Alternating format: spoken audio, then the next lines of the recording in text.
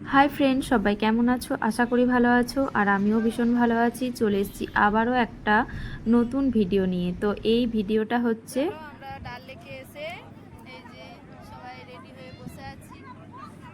আর এদিকে আছে দিদি, একটু হাই কর। এদিকে দাদা আছে, পাপার কাছে এই দিদি, এদিকে হাই কর একবার। আমরা ডাল লেকে সবাই বসে আছি।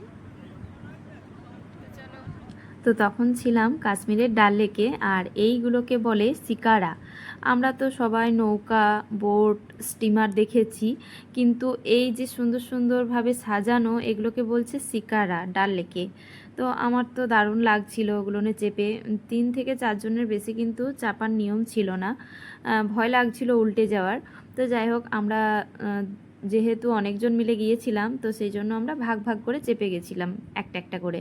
তো আমি যেটাতে চেপেছিলাম সেটাতে দিদিরা ছিল, আর আমার হাজব্যান্ড আর ওই যে আমার মেয়ে সবাই ওরা ওইটাতে চেপেছিল, মানে আরও সব দিদি দাদারা যারা গিয়েছিল তারা। তো যাই হোক, আমরা সবাই মিলে গান করছি, মাস্তি করছি যাকে বলে। ক্যামেরা ধরে দিচ্ছে আমাদের একটা দাদা, মানে এই যে দিদির বর।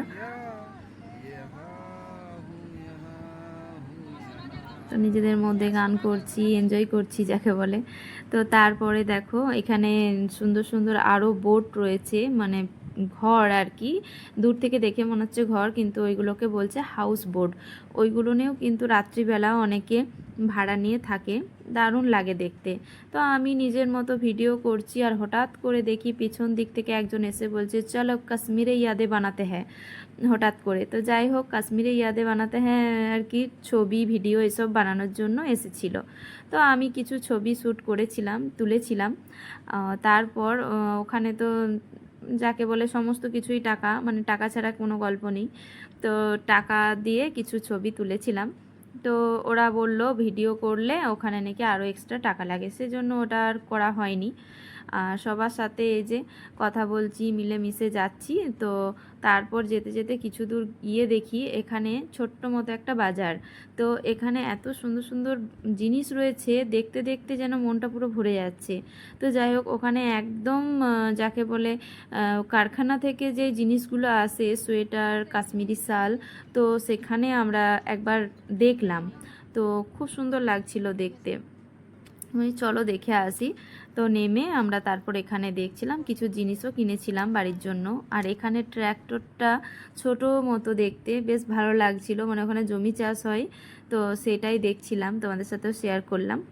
আর দেখতে দেখতে 2-3 ঘন্টা কিভাবে পেরিয়ে গেল বুঝতেও পারলাম না।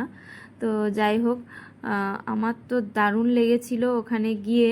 তো এখন তো একটু ভয় করে এত বড় ঘটনা ঘটে যাওয়ার পর। তো যাই হোক, কী আর বলবো, বলার কোনো ভাষা খুঁজে পাচ্ছি না। তো ভিডিওটা কেমন লাগলো সকলে কিন্তু অবশ্যই কমেন্ট করে জানিও। আর আসছি আবারও একটা নেক্সট ভিডিও নিয়ে। চলো ততক্ষণে টাটা।